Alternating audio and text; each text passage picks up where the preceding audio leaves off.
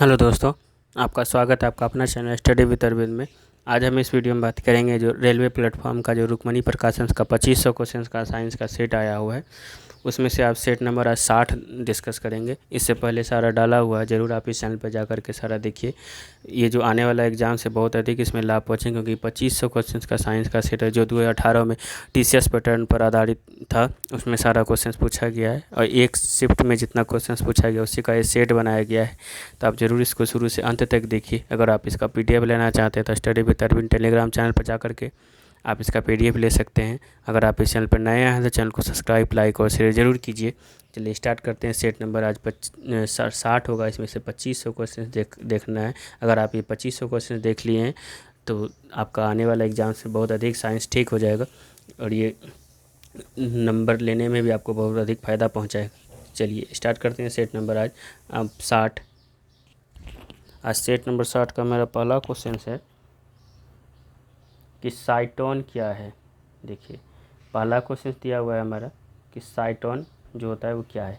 साइटोन क्या है तो हमारा हो जाएगा आपका यहाँ पे ये पेरिकैरियन कोशिका है। साइटोन जो है आपका क्या है, पेरिकैरियन कोशिका है। आप इसको याद रखिए, साइटोन क्या है, क्या कहा जाता है साइटोन को, तो पेरिकैरियन कोशिका का। नेक्स्ट क्वेश्चन से हमारा 2 नंबर है कि 15 kg का एक वस्तु जब ज़मीन से 5 मीटर की ऊंचाई पर हो तब उसमें निहित ऊर्जा कितनी होगी। तो जहाँ पे जी का मान देखिए 9.8 मीटर पर सेकंड दे दिया गया है, तो ऊंचाई दिया हुआ है, तो यहाँ पे हम लगाएंगे mgh। PE पोटेंशियल एनर्जी बराबर mgh, क्योंकि ऊर्जा मांग रहा है। देखिए क्या हो जाएगा इसका आंसर अगर mgh पे, क्योंकि यहाँ पे m दिया हुआ है, द्रव्यमान दिया हुआ है, आपका ऊंचाई दिया हुआ है, g भी दिया हुआ है, तो इसको आप सॉल्व कर लीजिए तो क्या आंसर आएगा 435 जूल हो जाएगा आपका। चलिए नेक्स्ट क्वेश्चन से हमारा 3 नंबर। एक चालक में प्रवाहित विद्युत धारा और विभवांतर के बीच क्या संबंध होता है। तो इसमें क्या संबंध होता है, देखिए V/I एक नियतांक होता है। यही देखिए ओम के नियम के अनुसार क्या होता है, V बराबर IR, यही इसका फॉर्मूला होता है। अगर हम R को ही कर लेते हैं तो V/I आ जाएगा, यानी कि ये नंबर मेरा सही हो जाएगा।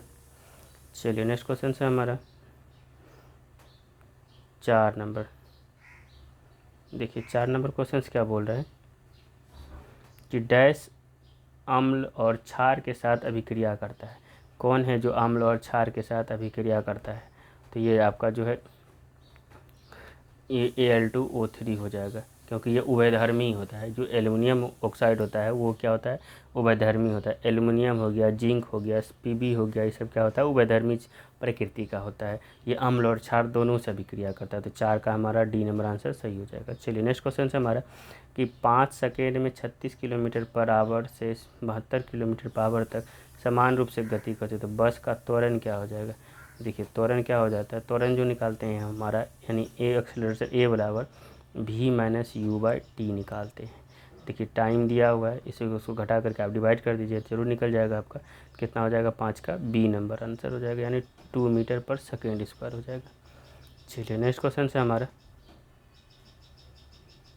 नेक्स्ट हमारा 6 नंबर है। 6 नंबर देखिए क्या बोल रहा है, जब एक पिंड को किसी तरल में पूरी तरह या आंशिक रूप से डुबाया जाता है तब उस पर ऊर्ध्व दिशा में एक बल प्रयुक्त होता है जो उस पिंड द्वारा विस्थापित किए गए तरल के भार के बराबर होता है। यह किस नियम द्वारा स्पष्ट किया जाता है। ये देखिए आर्किमिडीज का सिद्धांत है, तरल वाला है तो आर्किमिडीज का सिद्धांत होगा।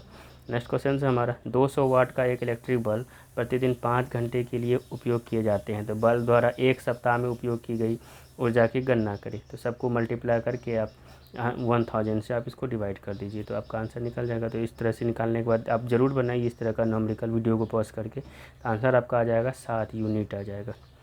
चलिए देखते हैं नेक्स्ट क्वेश्चन। नेक्स्ट है हमारा 8 नंबर। 8 नंबर क्या बोल रहा है, देखिए कि यदि किसी पिंड को लंबवत ऊर्ध्व दिशा में प्रक्षेपित किया जाए तो गति के उच्चतम बिंदु पर पिंड का वेग क्या हो जाएगा। तो पिंड का जो वेग हो जाएगा वो क्या हो जाएगा, आपका 0 हो जाएगा। देखिए किसी पिंड के लंबवत ऊर्ध्व दिशा में प्रक्षेपित किया जा रहा है तो गति का उच्चतम बिंदु पर पिंड का वेग क्या हो जाएगा, आपका 0 हो जाएगा। चलिए नेक्स्ट क्वेश्चन से हमारा 9 नंबर है।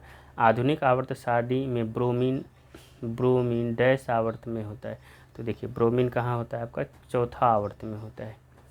ब्रोमीन कहाँ रखा जाएगा, चौथे आवर्त में। चलिए नेक्स्ट क्वेश्चन से अवकाशोतक यानी होगा एरियोलर टिश्यूज डैश के बीच एक उत्तक यानी फिलर टिश्यू का काम करता है। तो किसके बीच काम करता है ये?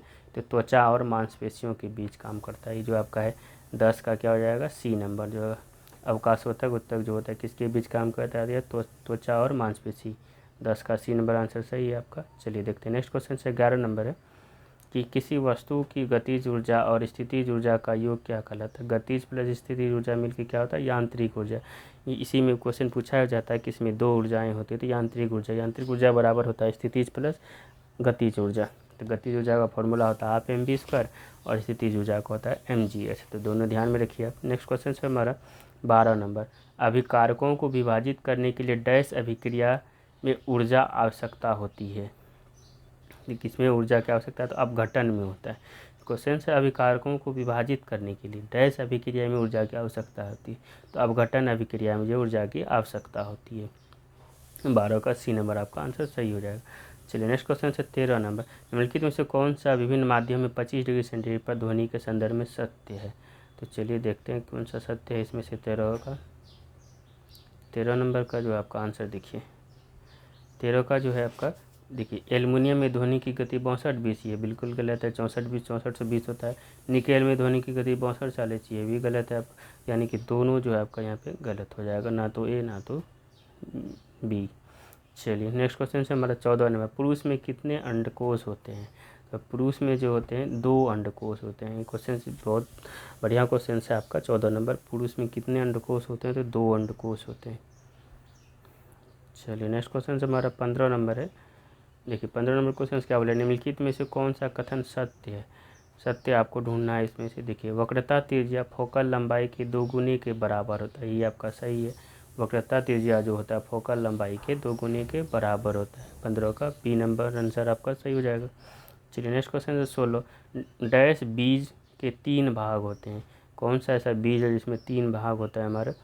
तो ये होता है आपका बीज पत्र, मूलांकुर और परांकुर। बीज का 3 भाग को क्या बोलते हैं? बीज पत्र, मूलांकुर, परांकुर। ध्यान में रखिए ये 16 का बी नंबर आपका सही हो जाएगा। बीज पत्र, मूलांकुर और परांकुर। चलिए नेक्स्ट क्वेश्चन है हमारा 17 नंबर। देखिए 17 नंबर क्वेश्चन क्या बोल रहा है कि कैल्शियम ऑक्साइड में द्रव्यमान के अनुसार CaO और Ca और ऑक्सीजन का अनुपात कितना होता है? आप इसको निकाल लीजिए तो कितना आ जाएगा आपका? 5 और 2 का होगा। कैल्शियम का हो जाता है 20 और 40, यानी कि 40 हो जाएगा द्रव्यमान कैल्शियम का। ऑक्सीजन का होगा 8 दूनी 16। अब इसको 4 से डिवाइड कर दीजिए। 4 से हो जाएगा आपका यहाँ पे 4 और ये 10, फिर से कट जाएगा 2 और 5, यानी 5 और 2 आ जाएगा। सही है इसका आंसर। चलिए नेक्स्ट क्वेश्चन देखेंगे 18 नंबर।